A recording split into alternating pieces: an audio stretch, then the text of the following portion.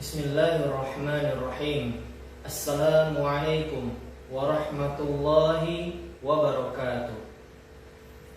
Alhamdulillah, wassalatu wassalamu ala rasulillah wa ala alihi wa sahbihi wa man wala. Ashhadu an la ilaha illallah wahdahu la syarika lah, wa ashhadu anna Muhammadan abduhu wa rasuluh la nabiyya ba'da. Pertama-tama, marilah sama-sama kita ungkapkan rasa syukur kita kepada Allah dengan mengucapkan Alhamdulillah, karena hingga hari ini kita masih diberikan nikmat terbesar oleh Allah, yaitu nikmat merasakan iman dan Islam.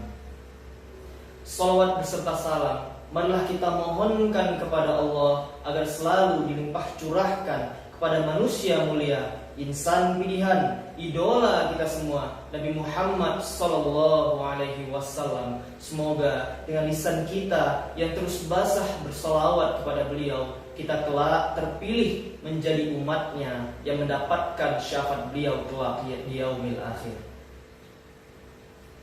Hadirin teman-teman sekalian rahimakumullah, pemuda adalah tonggak perubahan. Pemuda adalah penentu peradaban.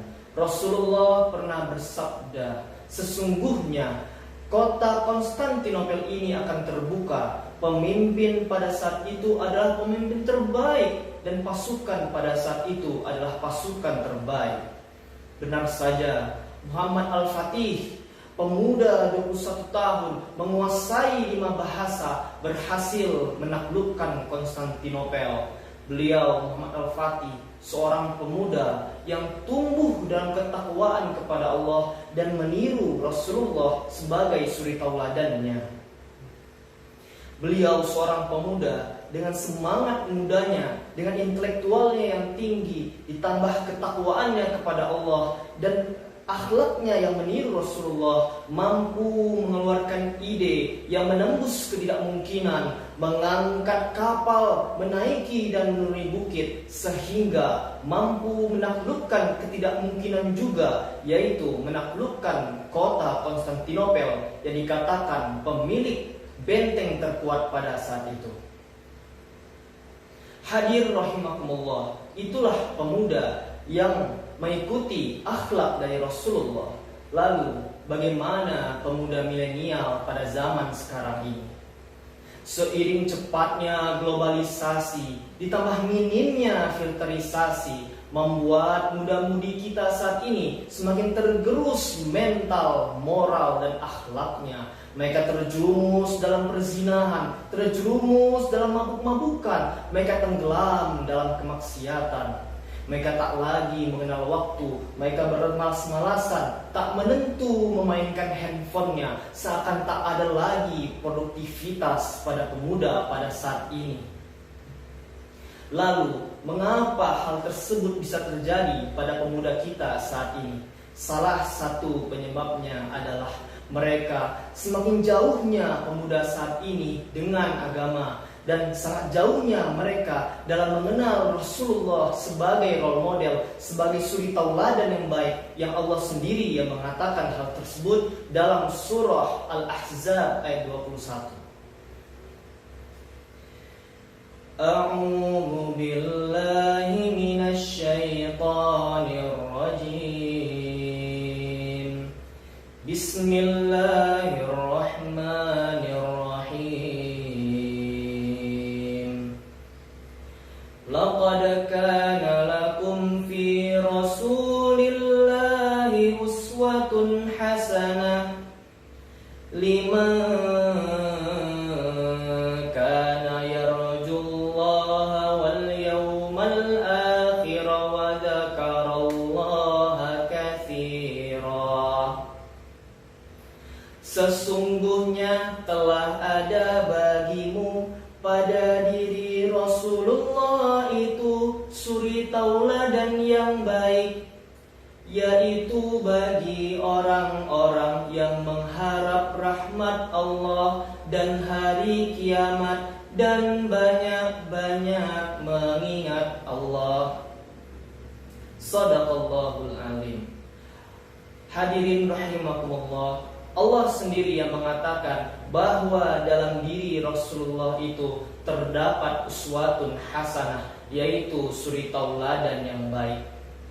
Karena itu, sebaiknya kita sebagai pemuda harus terus semakin mengenal Rasulullah agar tahu bagaimana akhlak dan suri tauladan yang baik pada Rasulullah itu seperti apa. Dalam suatu kisah, ketika Rasulullah berdakwah ke kota Taif, beliau dilempari batu, dilempari cacian hinaan, berdarah pelipis beliau. Lalu datang dua malaikat gunung berkata, "Ya Muhammad, angkatlah tanganmu ke langit, mintalah kepada Allah agar kami himpitkan penduduk kota Taif ini dengan gunung karena perbuatan mereka terhadapmu." Lalu apa kata Rasulullah? Dengan akhlaknya yang mulia keluar dari lisannya yang penyayang, "La, jangan lakukan itu. Fa innahum qaumun la ya'lamun." Mereka hanyalah kaum yang tidak mengetahui. Lalu apa yang Rasulullah minta kepada Allah? "Ya Rabb, ya Allah, keluarkanlah dari tulang sulbi penduduk Taif ini keturunan-keturunan yang kelak menyembahmu dan tidak menyekutukanmu." Alhasil apa hasil dari akhlak Rasulullah yang mulia ini? Hingga hari ini penduduk Taif 100% merupakan orang Islam, orang-orang yang mengakui Allah sebagai Tuhannya dan tidak menyekutukannya.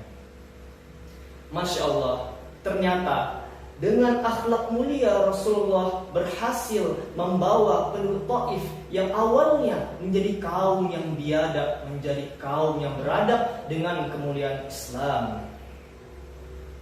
Karena itu teman-teman sekalian, kita sebagai pemuda manfaatkanlah semangat muda kita saat ini dengan terus belajar, terus menuntut ilmu, dan terus membaca bagaimana kisah Rasulullah sehingga kita mampu untuk meneladaninya dalam kehidupan kita sehari-hari. Jika kita meneladani Rasulullah, tak mungkin kita malas-malasan, tak mungkin kita terlena bermain handphone. Karena Rasulullah sendiri pun ketika usia 25 tahun, beliau sudah sukses menjadi seorang pedagang. Bagaimana hal tersebut bisa terjadi? Karena Rasulullah selalu giat dalam bekerja ketika beliau masih muda. Karena itu, pada saat muda ini, mumpung kita masih muda, perbanyak produktivitas.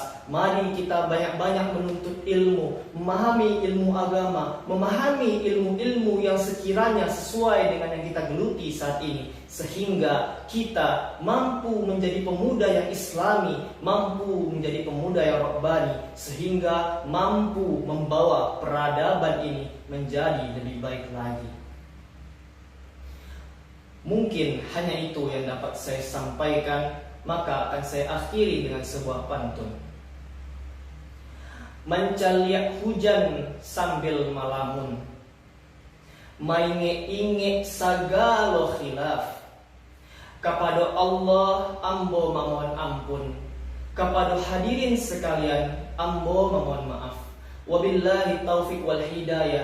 Wassalamualaikum warahmatullahi wabarakatuh.